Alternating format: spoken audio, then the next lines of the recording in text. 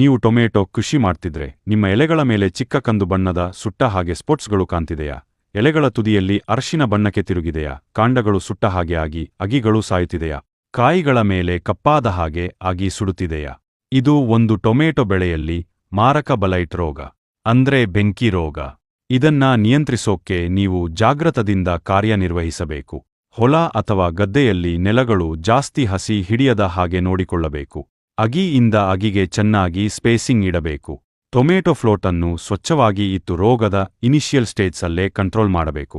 ಇದಕ್ಕೆ ನೀವು ಮೊದಲನೇ ಹಂತದಲ್ಲಿ COC 250 ಗ್ರಾಂ ಅಥವಾ ಕೋಸೈಡ್ 250 ಗ್ರಾಂ ಅನ್ನು ಪ್ರತಿ ಎಕರೆಗೆ ಸ್ಪ್ರೇ ಮಾಡಬೇಕು.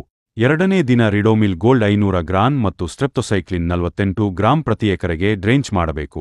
ಮೂರನೇ ಸ್ಪ್ರೇ ನೀವು ಸೆರ್ಕ್ಯಾಡಿಸ್ ಪ್ಲಸ್ 300 NL ಪ್ರತಿ ಎಕರೆಗೆ ಮಾಡಬೇಕು. ನೀವು ಟೊಮೊಟೊ ಬೆಳೀತಿದ್ರೆ ಕಾಮೆಂಟ್ ಬಾಕ್ಸ್ನಲ್ಲಿ ನಿಮ್ಮ ಟೊಮೊಟೊ ವೆರೈಟಿ ಮತ್ತು ನಿಮ್ಮ ಊರನ್ನ